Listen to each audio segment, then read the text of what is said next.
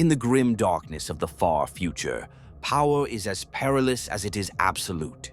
On 1,000,000 worlds across the Imperium of Man, planetary governors rule as virtual kings by the Emperor's will. They command vast armies and oversee billions of souls. Their palaces scrape the skies of hive cities. Their decrees shape the fate of continents. Yet, for all their pomp and authority, each governor lives under the long shadow of a higher, unforgiving power. All it takes is a whisper of heresy or a whiff of treachery, and the Emperor's most dreaded instrument, the Inquisition, will intervene. When the Inquisition turns its gaze upon a planetary governor, it unleashes a chain of events as uncompromising and inevitable as the coming of night, a process that can unmake a ruler and upheave an entire world. A planetary governor's role in the Imperium is one of immense responsibility and privilege. By ancient decree, the governor is the Emperor's vassal, entrusted to govern a world in his name. In practice, this means near total autonomy over local affairs. As long as the planet's obligations to the Imperium are met, its imperial taxes and tithes paid, its quotas of troops and resources delivered, its populace kept compliant in the imperial creed, a governor may rule in whatever manner they see fit. They raise and command the planetary defense force, the local army that defends the world from invasion or rebellion. They enforce imperial law and ensure that psychers, mutants, and deviants are kept under strict control or purged. They preside over courts, administrate trade and industry, and uphold the worship of the Emperor as the one true faith. In feudal fashion, they are often addressed as Lord or Lady, and their position often becomes hereditary, passing power down through dynasties.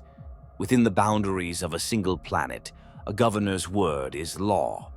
Many live as monarchs in opulence and authority, believing themselves beyond challenge, at least by any local force. Yet this considerable freedom comes with a dire condition: unwavering loyalty and service to the wider Imperium. A planetary governor holds power only at the Imperium's pleasure. Each governor is sworn to be the Emperor's servant, bound by oath and law to support his realm. Their foremost duties include maintaining order and loyalty among their population and providing the Imperium with what it demands. Should a governor fail in these duties, whether through negligence, incompetence, or willful betrayal, they invite the scrutiny of greater powers.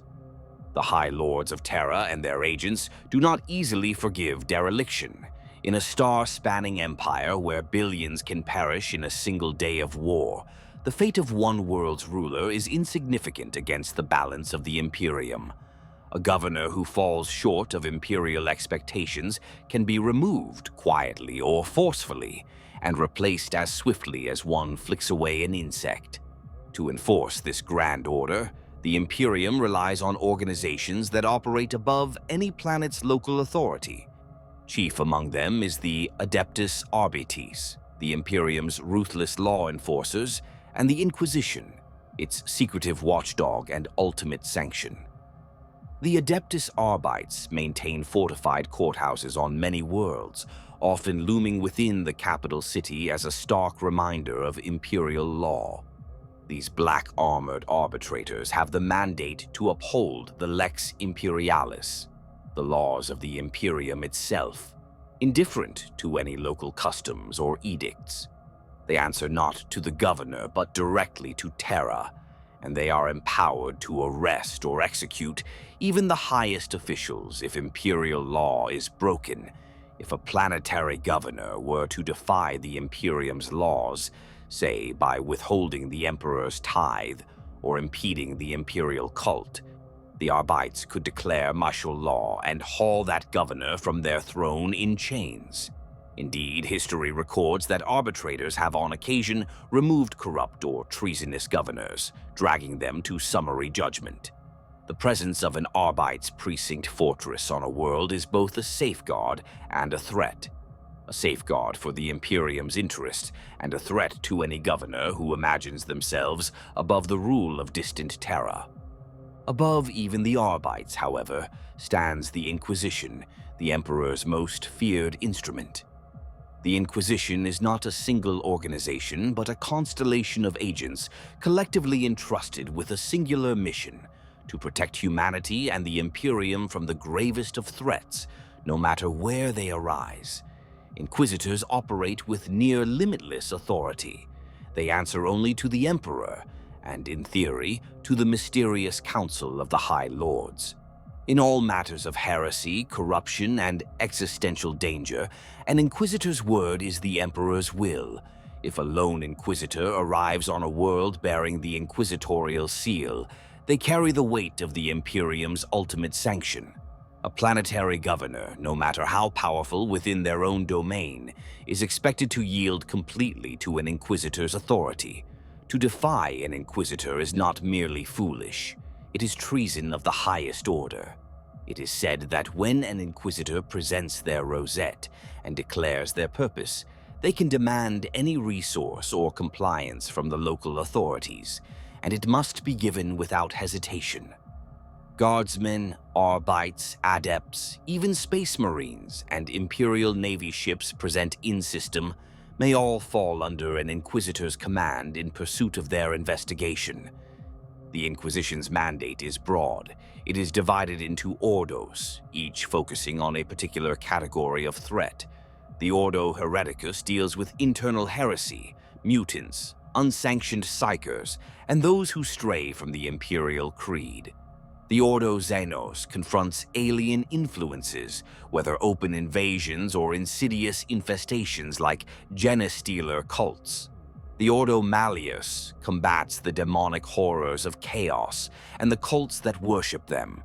Regardless of specialty, any Inquisitor can act against a planetary governor if circumstances demand. The Inquisition exists in part to root out rot within the Imperium's own ranks, the enemy within that could weaken humanity from inside. Gross incompetence, betrayal, heresy, or association with forbidden powers by a high official all fall squarely within the Inquisition's purview. A governor gone astray is exactly the sort of danger the Inquisition was created to eliminate. What sort of circumstances would trigger an inquisitorial intervention against a planetary governor? In the vast majority of imperial worlds, life and governance proceed without ever drawing such dire attention. The Imperium is simply too large for the Inquisition to scrutinize each planet routinely. Instead, red flags must be raised, signs of trouble that filter up through the layers of imperial administration or by reports from concerned parties. One common trigger is heresy in one of its myriad forms. Perhaps the Adeptus Ministorum, the Imperial Church, reports that the governor has been lax in enforcing the Imperial Creed, allowing heretical sects or blasphemous practices to fester among the populace. Rumors might reach a cardinal that the governor himself dabbles in proscribed beliefs or has expressed apostasy against the God Emperor. Such whispers are enough to warrant discreet investigation. Similarly, the detection of forbidden rituals, chaos cults, or witchcraft on a planet will draw the eye of the Ordo Hereticus. If these cults are thriving, the question arises, has the planetary governor been negligent, or worse, complicit? Another major alarm is any hint of trafficking with alien powers. The Imperium tolerates no alliance or concession to xenos. If intelligence from the Officio Assassinorum or Imperial Navy suggests a governor is trading resources to a xenos empire or harboring alien ambassadors in secret, the Ordo Xenos may dispatch an agent to verify these claims. History provides a stark example, the infamous case of the desert world of Taros. Its planetary governor, lured by promises of technology and prosperity, began secretly negotiating with the expansionist Tau Empire. Over years, he diverted material from Imperial tithe and allowed Tau representatives to establish influence on his world. When the deception was uncovered in late M41, it set off alarms at the highest levels. The Inquisition and the Departamento Munitorum declared the governor a traitor. The eventual consequence was not a quiet investigation, but a full military intervention, a sanctioned Space Marine strike to eliminate the treacherous governor and reclaim the world. The Taros campaign that followed was long and bloody, proving how grave the sin of collusion with xenos can become. In the end, the governor's betrayal cost him his life and lost his planet to alien occupation, an outcome that only hardened the Imperium's resolve that such treason must be stamped out before it can spread. Beyond heresy and xenos dealings, more mundane failures can also draw inquisitorial attention when they reach extreme levels. A governor who consistently fails to meet the planet's tithe of soldiers and materiel without credible cause will draw suspicion. The administratum might first levy sanctions or send auditors, but if evidence emerges of willful misappropriation, such as hoarding resources to build a personal power base, this shades into outright treachery. The Adeptus Arbites on-world might attempt to enforce corrections, but an entrenched, recalcitrant governor could require heavier intervention. Likewise, severe and persistent civil unrest can be a red flag. The Imperium is vast and unrest is not uncommon, but if a world strife veers toward open rebellion or prolonged insurrection, it suggests the governor has lost control, or perhaps is himself instigating separatist ambitions. Rebellions may have many origins. To a bureaucrat, they are a matter of quelling disorder, but to an inquisitor, they often signal deeper corruption. Where a planetary governor sees only a revolt of malcontents to be crushed, an inquisitor will ask what or who fueled this uprising. Chaos cult influence, xenos corruption, a failure of faith that might hint at heresy. It is often in these dire scenarios, when an imperial world teeters on the edge, that the Inquisition steps from the shadows to determine the truth and pass judgment. When suspicion has taken root, the process of inquisitorial intervention begins with gathering information.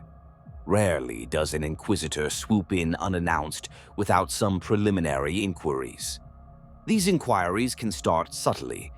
The Inquisition maintains a vast network of informants, agents, and allies across the galaxy. On many worlds, the local Adeptus Arbites, missionaries, or even lowly administratum clerks might report anomalies to their superiors, which eventually filter to an inquisitor's attention. Astropathic messages, encrypted communiques from off-world, may reach an inquisitorial conclave, flagging a particular planet for investigation. Perhaps a routine inspection by the Departamento Munitorum noted missing munitions shipments, or a visiting inquisitor passing through heard troubling rumors in the court of a nearby governor. Once the seed of doubt is planted, an inquisitor will decide whether to intervene and how openly to do so. In some cases, a lone inquisitor arrives covertly on the planet, using guile and subterfuge before revealing their hand. These are the times when a stranger might appear in the underhive or even in the governor's court, asking questions in the guise of a minor official or off-world traitor. The inquisitor and their retinue can move in the shadows, confirming whether the suspicions have merit. They might infiltrate a cult cell to gather proof of the governor's connection, or quietly interrogate a mid-level bureaucrat about irregular orders coming from the governor's palace. The advantage of this clandestine approach is that it avoids alerting the possibly corrupt governor too soon. If the governor is indeed guilty of heresy or conspiracy, giving them advance warning might allow them to destroy evidence, flee, or even lash out violently.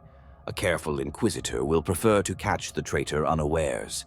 However, not all inquisitors favor subtlety. Many interventions are direct and unmistakable. An Inquisitor might arrive aboard a black-hulled frigate that translates from the warp without warning, bearing inquisitorial sigils on its hull. The Governor's astropath will suddenly receive a chilling message. An agent of the Holy Ordos is en route. Picture a scene. The Planetary Governor is hosting a dinner among nobles when a whispered report causes all color to drain from his face. Inquisitorial cutter on approach, my lord. In such moments, the shock and fear that ripple through the elite are profound. The Governor has little choice but to prepare an immediate and obsequious welcome. Landing pads are cleared, honor guards hastily assembled, and the Governor waits with a forced smile and pounding heart to greet the Inquisitor. When the Inquisition intervenes overtly, formalities might be observed for the sake of appearances. But the relationship is clear. The Inquisitor holds the higher authority. If the Inquisitor arrives under the guise of courtesy, they may initially behave as a guest while issuing pointed requests. For example, an Inquisitor may politely request a private audience with the Governor and the planet's high officials. Attended perhaps by a few of their acolytes, the Inquisitor will take the measure of the man or woman before them. In that meeting, beneath the veneer of civil conversation, a dangerous game begins. The Inquisitor might ask probing questions. Has your planet experienced any unusual cult activity of late, Governor? Certain concerns have been raised. The Governor's answers and body language will be studied intently. A truthful, loyal Governor would likely express alarm and immediately pledge full cooperation to root out any threat. A guilty or fearful Governor might prevaricate, deflect blame, or betray anxiety. Inquisitors are expert interrogators. Even in casual dialogue, they sift lies from truth with cold precision. During this initial phase, the Inquisitor usually demands unfettered access to the planet's resources and records. They will likely station themselves in the planetary capital, perhaps even within the Governor's palace or at a nearby Arbites fortress, and declare their investigation underway. The Governor is expected to comply absolutely.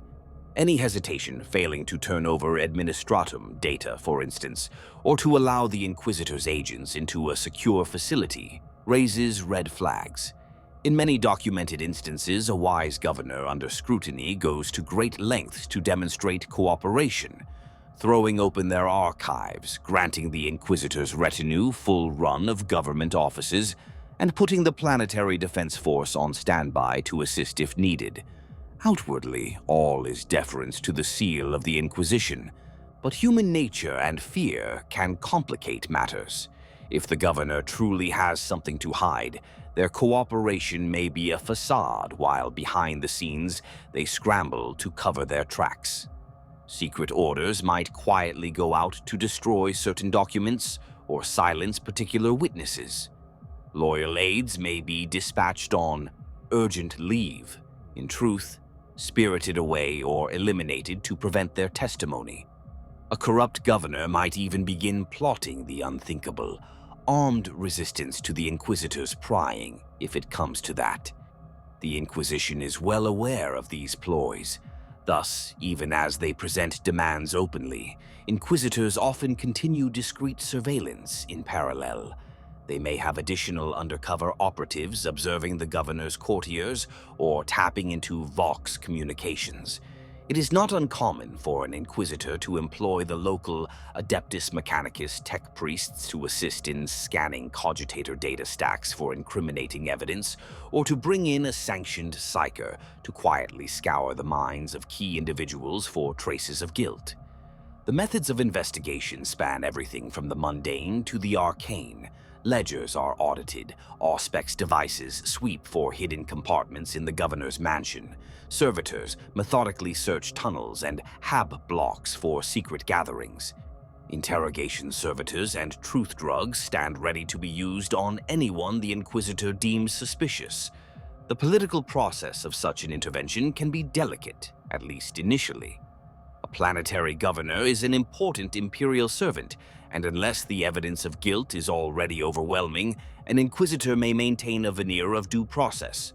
This might mean convening a preliminary tribunal or inquiry panel, often staffed by the Inquisitor's own henchmen or allied officials, to give the appearance of a fair reckoning. Key members of the planet's administration could be summoned to give account. Imagine the governor's high administratum clerk trembling as he presents the planet's tithe records in front of a dour-faced inquisitor and an arbitrator judge. The figures don't add up. Resources are missing.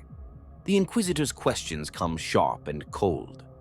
By what means did you fulfill the quota of Las gunpowder packs last year when our sources report a shortfall from your manufactoria? The clerk glances nervously at the governor before stammering an excuse. Such scenes heighten the tension. The governor might attempt to maintain a front of confidence, intervening with smooth assurances. There must be a mistake in the paperwork. We shall double-check all data for the Inquisition, of course. But the Inquisitor is not fooled. Every word is measured. As the investigation deepens, the grip of the Inquisition on the planet tightens. The impact on the governor's administration is immediate and profound. Officials who once answered only to the governor now find themselves subject to summary questioning by robed interrogators and armored arbitrators. The upper echelons of government are often paralyzed with fear and uncertainty. Each morning may bring news that another minister or general in the governor's court has been quietly taken into custody by the Inquisitor's agents. Whispers and paranoia infect the halls of power. Who among us has spoken with the investigators? Who might be secretly informing on others? Loyal aides who sense the governor's guilt may begin distancing themselves, hoping to save their own skins by cooperating with the Inquisition. Others, fiercely bound by personal loyalty, dig in and conspire to obstruct the investigation, not realizing that by doing so they sign their own death warrants. During this fraught period, the planet's security forces stand at a crossroads. The Planetary Defense Force, PDF, under the governor's nominal command, must choose whether to remain neutral, assist the Inquisition, or, in the worst case, follow the governor into defiance. Most PDF commanders are indoctrinated to ultimate loyalty to the Imperium, not merely to the person of the governor. Thus, many will obey an Inquisitor's orders without question, especially if the Inquisitor invokes emergency authority. The Inquisitor might order segments of the PDF to secure a spaceport, guard a particular site, or even stand down and confine themselves to barracks to prevent any interference. Meanwhile, the Adeptus Arbites certainly take an active role. The Arbites' elite enforcers may conduct raids at the Inquisitor's behest, storming a noble's estate at midnight to seize evidence or arrest a suspect linked to the governor's suspected crimes. These shock actions keep everyone off balance and demonstrate that the situation is deadly serious. For the planet's ordinary citizens, the intervention ushers in an atmosphere of fear and uncertainty.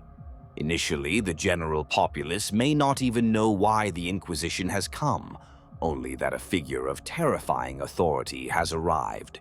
Rumors race through marketplaces and manufactorum lines. Some say a witch was discovered in the governor's court. Others whisper that the emperor's judgment is at hand. Many citizens react in the only way they know, with pious displays of loyalty. Turnout at temples and shrines surges as people pray fervently for the emperor's protection and for any heretics to be exposed.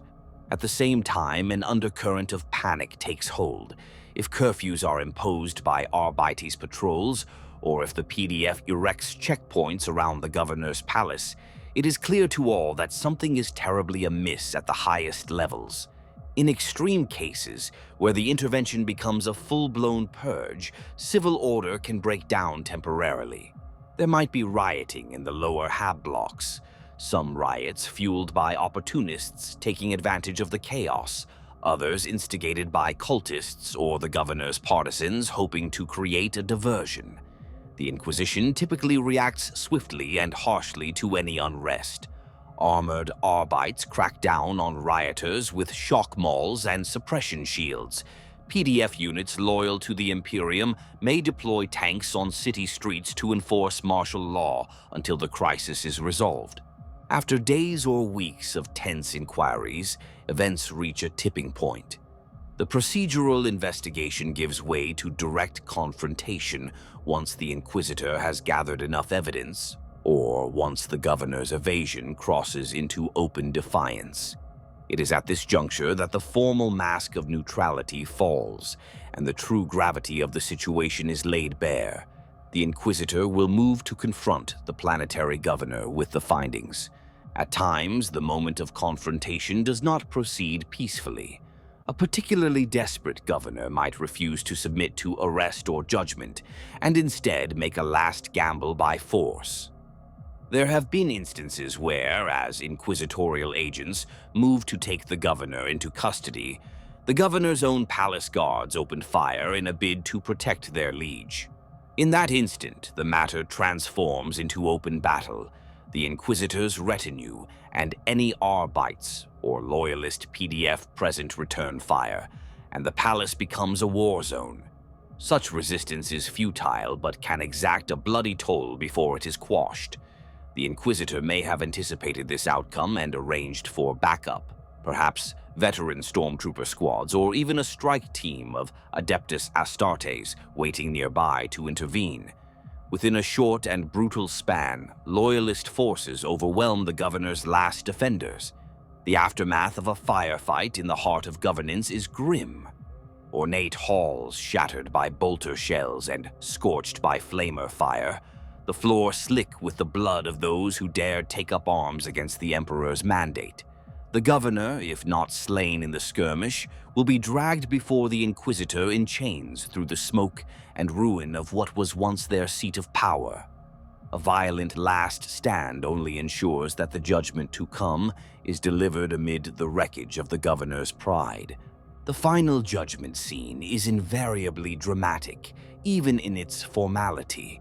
The Inquisitor, clad in a sigil-marked cloak or perhaps ornate power armor emblazoned with the Inquisition's emblem, stands as both prosecutor and judge. They will enumerate the charges in precise detail.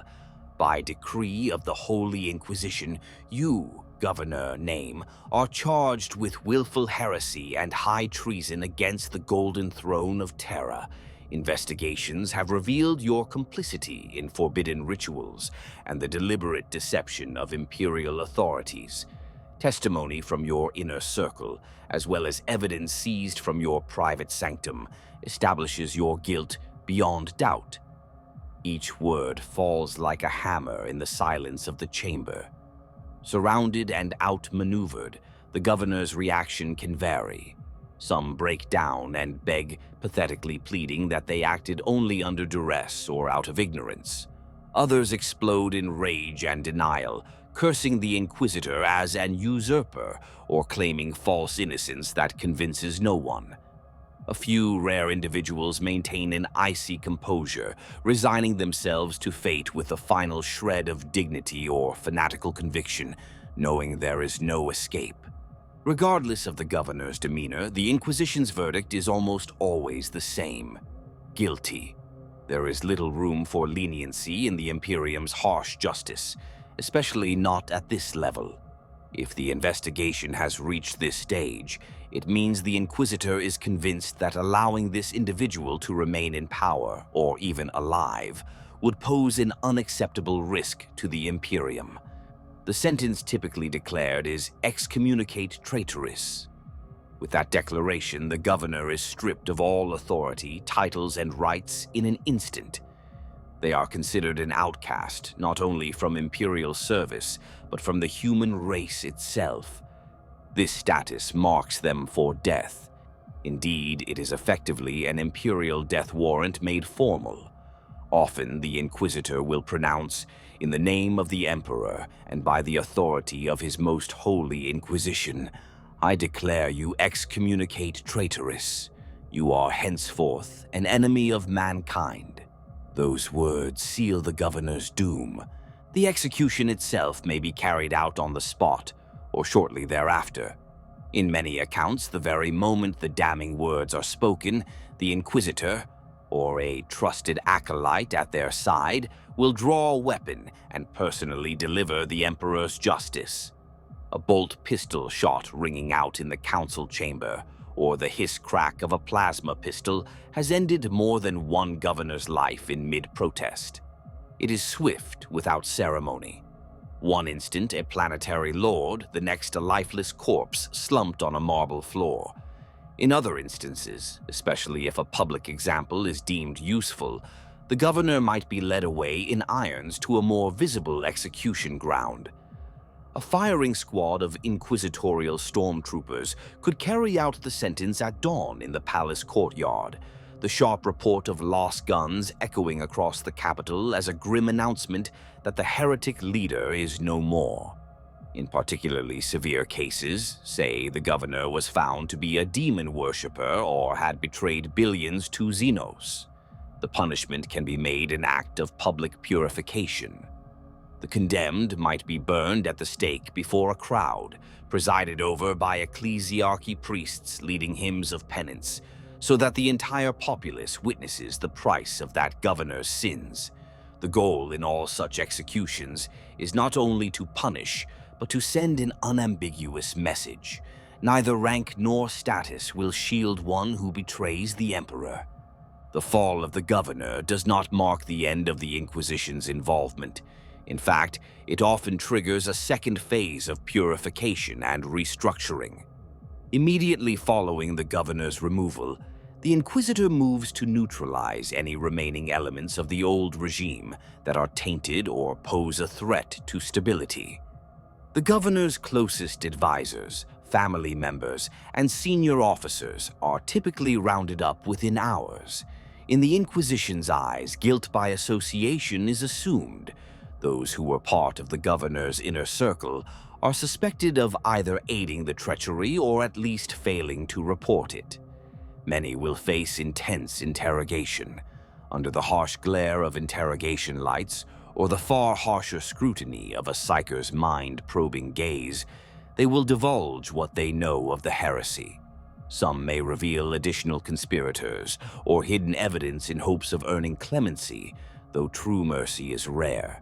Those found to have been complicit meet the executioner in their turn, whether by a quiet bullet in a dungeon cell or a more public demise if the Inquisitor wishes to make further examples. Even those who are relatively innocent of the primary crime might be removed from their positions, judged too compromised or ineffectual to continue in authority. The Inquisition's purge is thorough. It's not uncommon for entire departments of planetary government to be decimated, dozens of officials dragged out in chains simply because they were infiltrated by the governor's corruption, or they proved too weak to stop it. Concurrently, the planet's governance must be put back together under loyal hands. With its ruler gone and high officials in custody, a power vacuum looms. To prevent chaos, the Inquisitor often appoints or recognizes an interim authority. This might be a trusted imperial official who accompanied the investigation, perhaps a senior adept of the administratum assigned to oversee tithes, or a commissar from the Astra Militarum, someone with the credentials to take charge temporarily. In some cases, the Arbites Marshal on the planet declares a form of martial law, assuming direct control of civil order until a new governor arrives. If Imperial Guard or Space Marine forces were summoned for support, their commanders might assist in stabilizing key infrastructure. The average citizen still going about their life might notice little details that signify the change. Armored Arbites standing guard at the doors of the governor's palace, where once the governor's household troops stood. Officials wearing new armbands stamped with the Aquila, marking them as members of an emergency administration. Daily work continues. Factories churn, agri-farms harvest. But now everything is under the stern supervision of outsiders and loyalists. For the planet's populace at large, The aftermath is a bewildering time. They have just witnessed their highest leader denounced and eliminated as a traitor. Emotions can vary wildly. Some citizens feel vindicated, recalling rumors of the governor's misdeeds and now seeing justice served. Others feel anxiety about the future. Will their lives change under a new regime? Will there be retribution against groups associated, rightly or wrongly, with the heresy? Recognizing the need to quell speculation and fear, the Imperium usually issues some form of public address. Perhaps a day after the execution, servo-skull drones or vox-hailers broadcast a proclamation in every city and hive. By order of the Inquisition, know that your former governor was found guilty of heresy of the worst degree. His name and deeds are accursed. But fear not, loyal subjects, for the Emperor's justice has been done. Continue your labors and your prayers. Trust in the Imperium's guidance. Those found to have aided the heretic have been punished. Those who are innocent have nothing to dread. Obey the directives of the interim authorities. Glory to the Emperor. This sort of statement serves to both inform and admonish.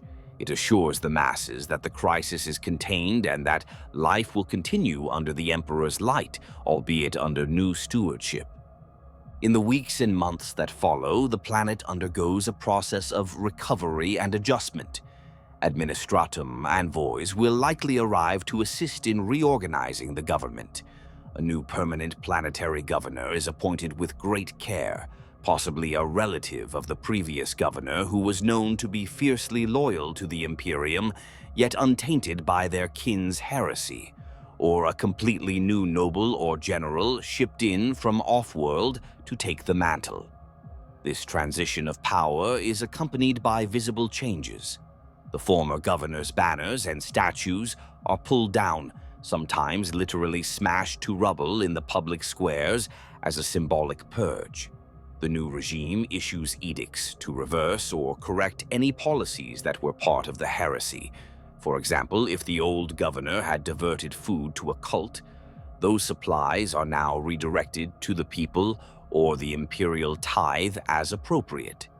The ecclesiarchy may hold masses of thanksgiving that the heretic was defeated and lead the population in prayers of reconsecration for the planet.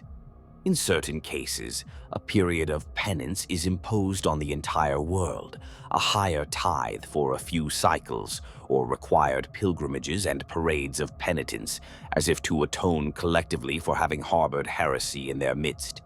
Meanwhile, on a military and security level, new precautions are established. The Planetary Defense Force, which may have been shaken by internal conflict, is reformed.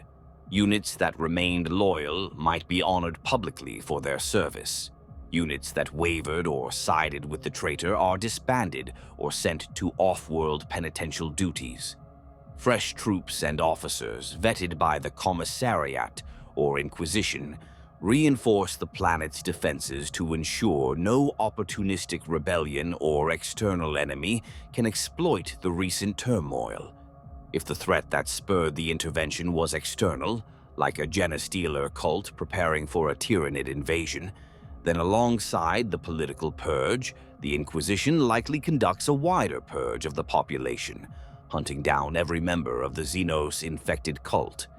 This could mean months of ongoing sweeps through underhives or remote colonies by kill teams, which, while beyond the palace intrigue, become part of the planet's struggle to cleanse itself.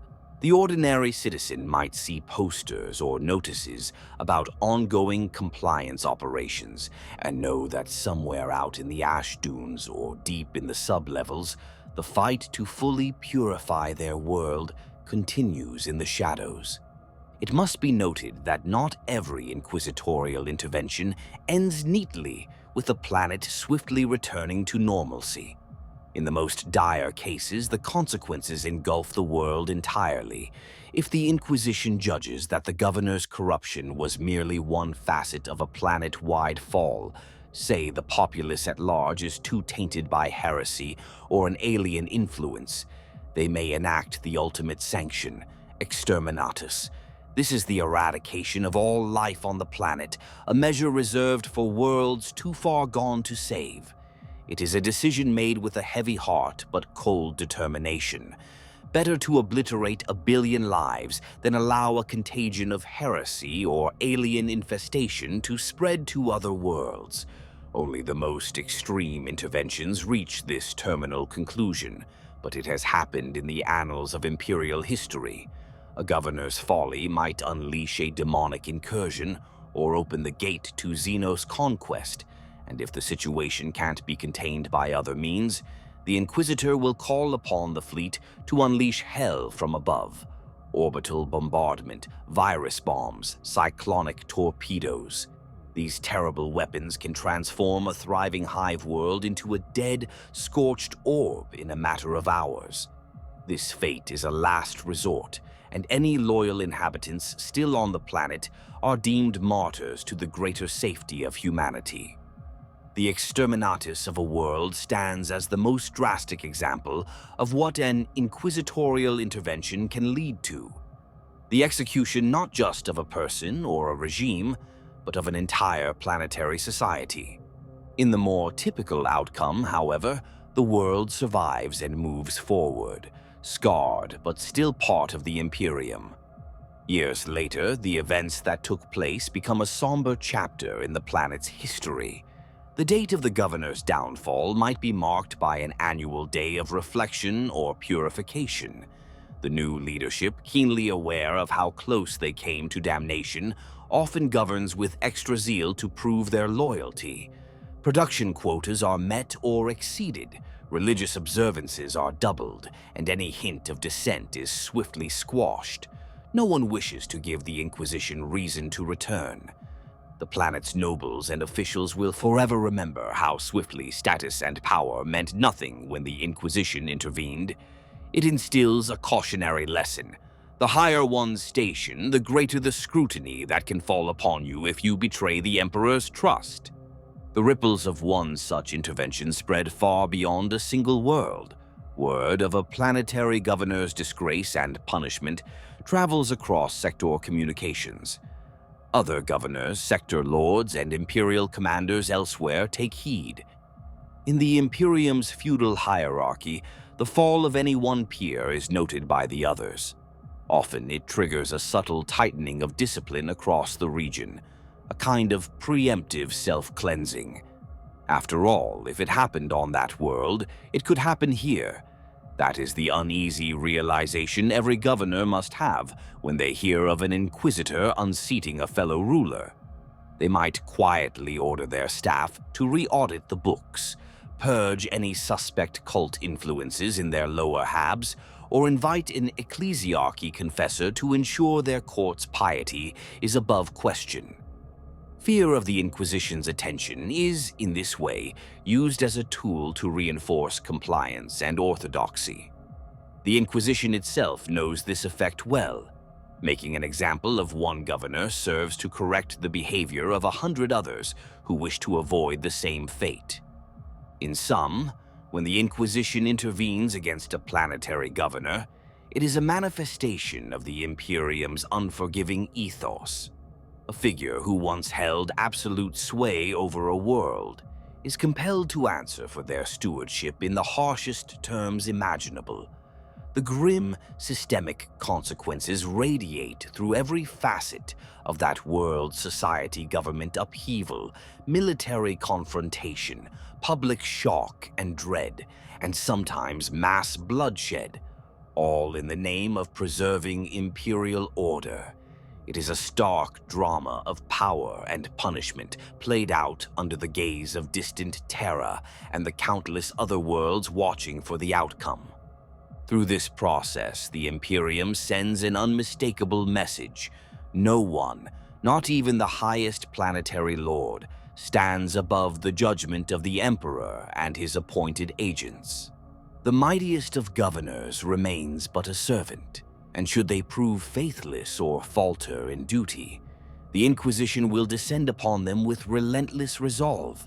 In the wake of such an intervention, a world may bleed, a ruler may fall, and an era may end. But the Imperium endures, its grim justice upheld. The final image is indelible, a grand throne in a palace left empty or in ruins, a once powerful governor now just another lifeless body, or a name consigned to shame, and above all, the Inquisitor standing victorious amid the aftermath. Duty done, planet secured, and the Imperium's dark justice satisfied for all to see. This is the fate that awaits those who betray the Emperor's trust, and a stark reminder to every corner of the Imperium that the Inquisition's gaze can fall anywhere, at any time when the price of corruption must be paid in blood.